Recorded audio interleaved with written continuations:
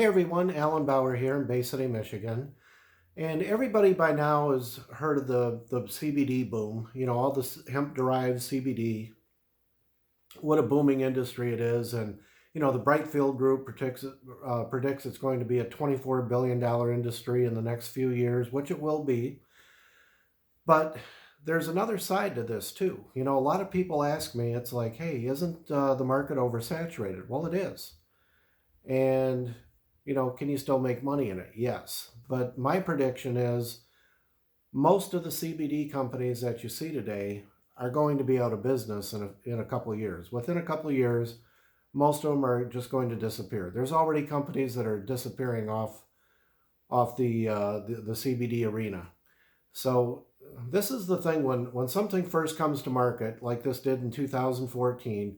There's a couple of first mover companies that came in and they fought a lot of legal battles. And then, you know, we came in 2018 with CTFO, and we still had to fight some legal battles right here in the state of Michigan and some others.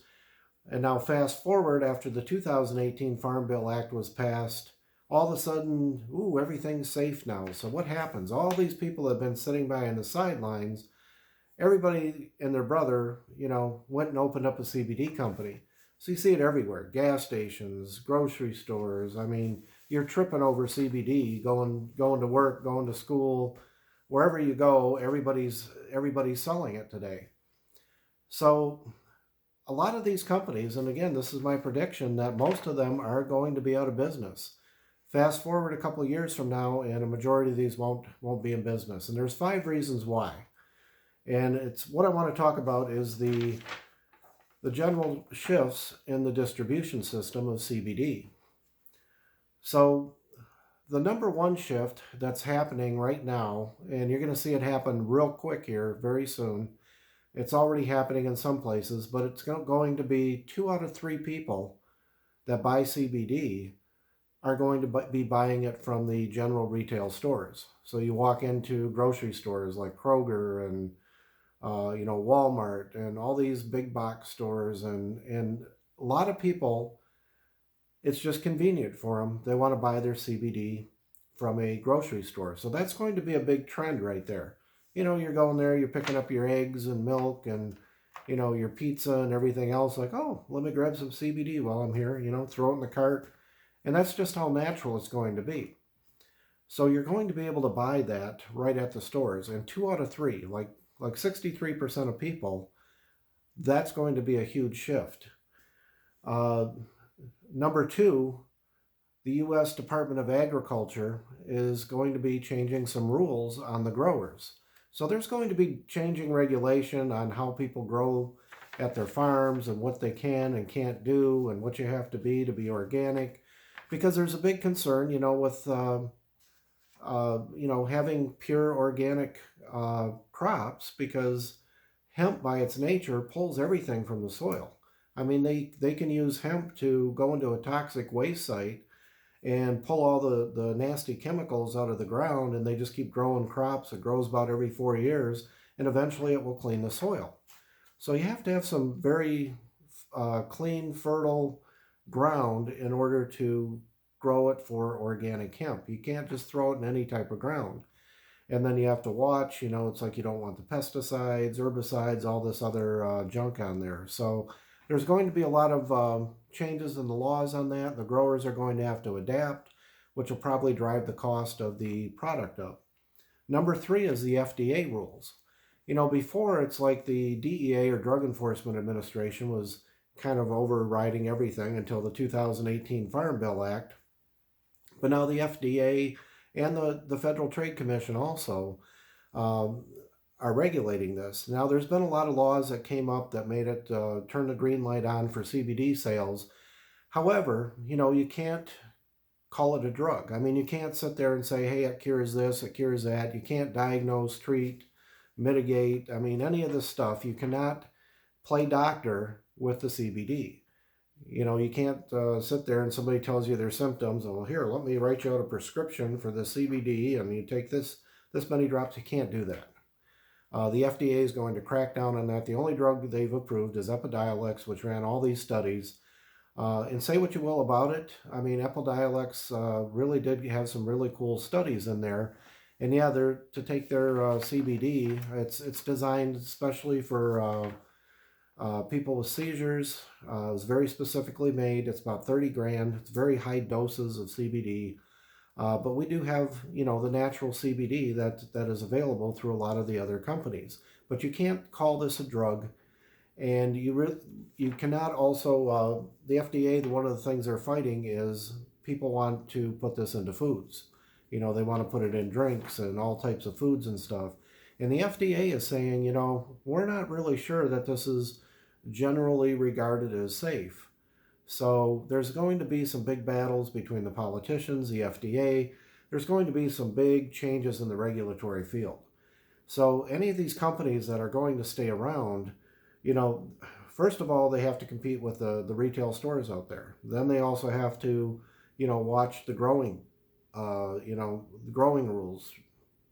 And finally, through the FDA, you got to watch the regulations there, because the legal ramifications, legal structure, everything can change overnight. Like I said, there's going to be politicians that are fighting for CBD to make the rules easier for people to have access, because they do know this is very popular in the general public. In fact, they did a survey, a recent survey. They had 2,000 people they surveyed, 2,000 adults. They had like 1,500, like 3/4 of them had actually used some type of CBD product in the past 3 months. That is huge. 75% of people.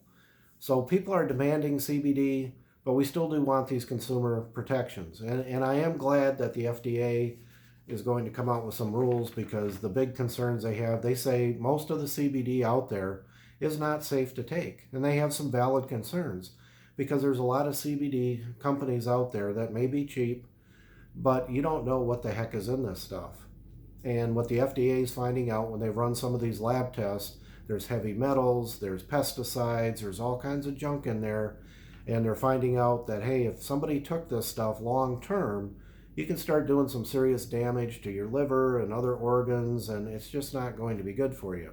I mean, we want to take this so we feel better, I don't want to be taking something that has heavy metals, pesticides, and all this other junk in it. So that's why I do use our CTFO product. If you're using anything out there, please make sure, absolutely, whichever brand you use, make sure it has a lab test.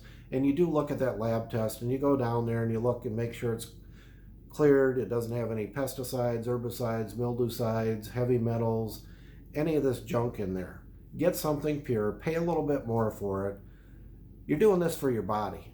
So don't put junk into your body thinking you're making yourself healthy, and years down the road it's going to catch up and bite you, So make sure you do that. So the FDA can be good.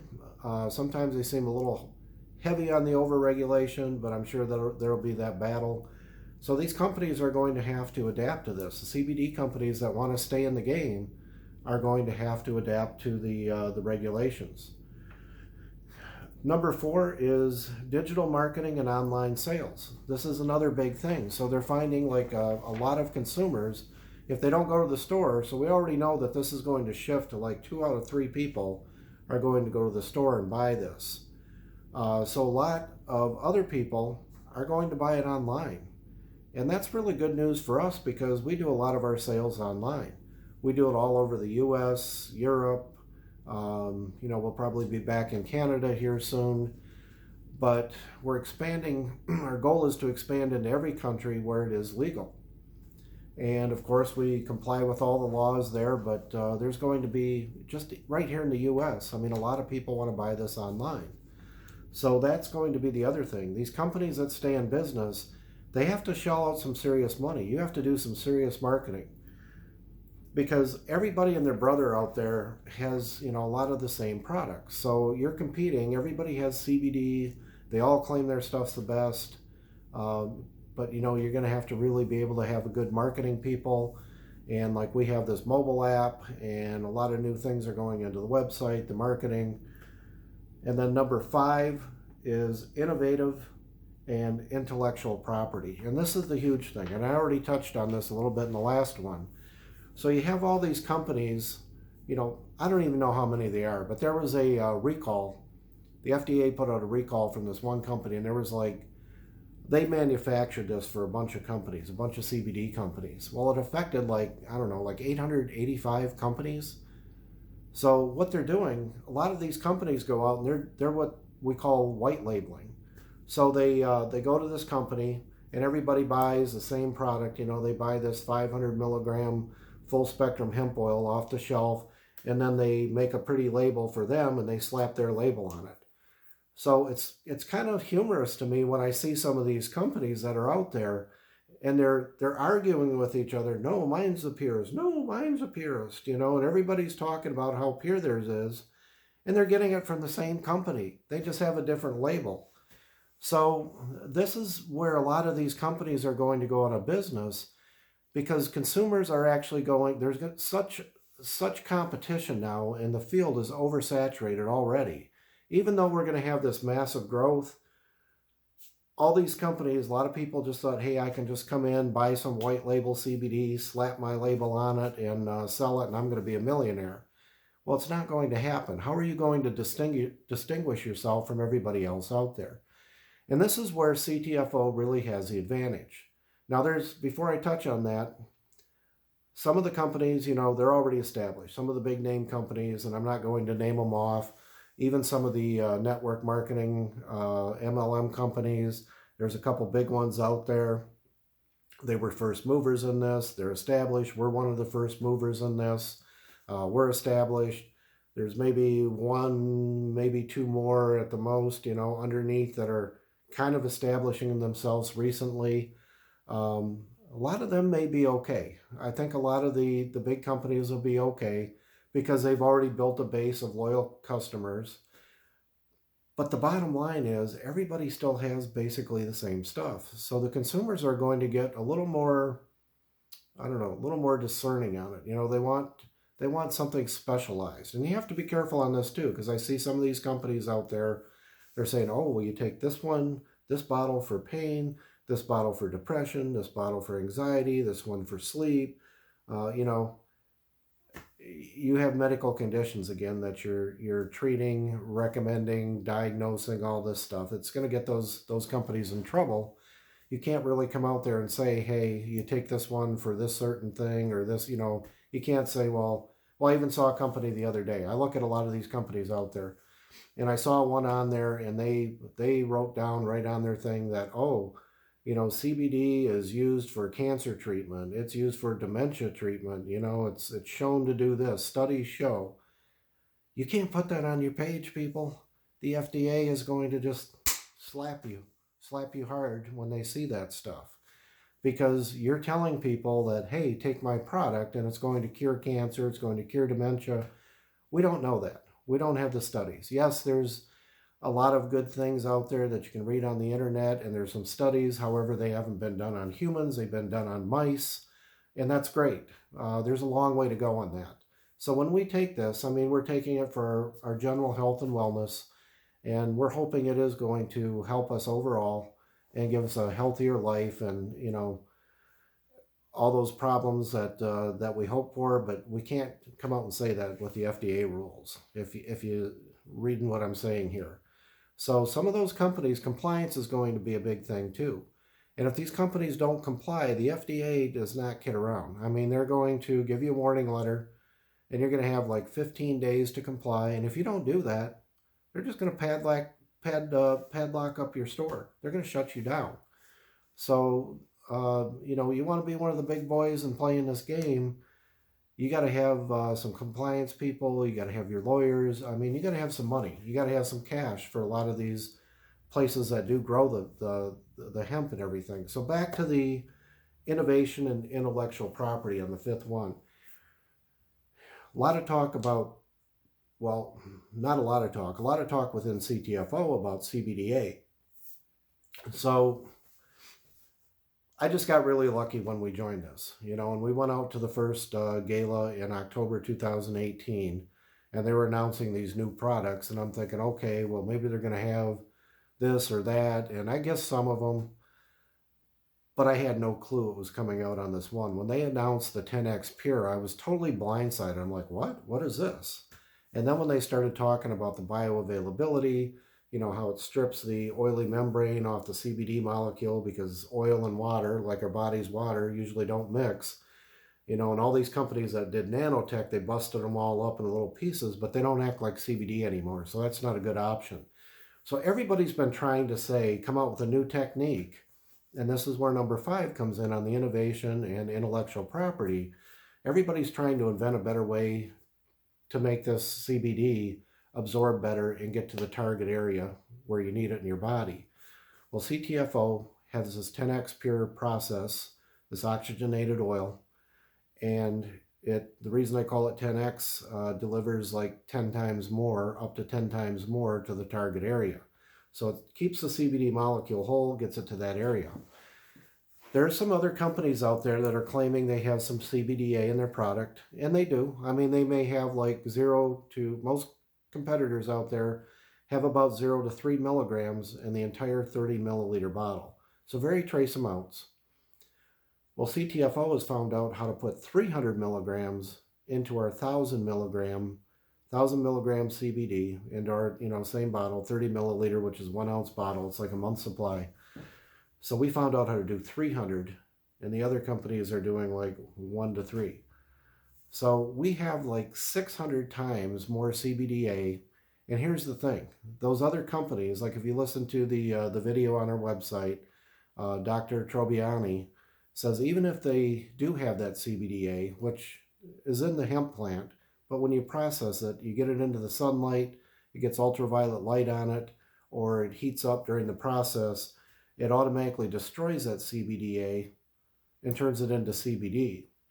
And CBD is great, but the CBDA has a lot of benefits. I mean, if you Google this thing, just Google CBDA, you're going to see things like pain, inflammation. You're going to see some of these studies.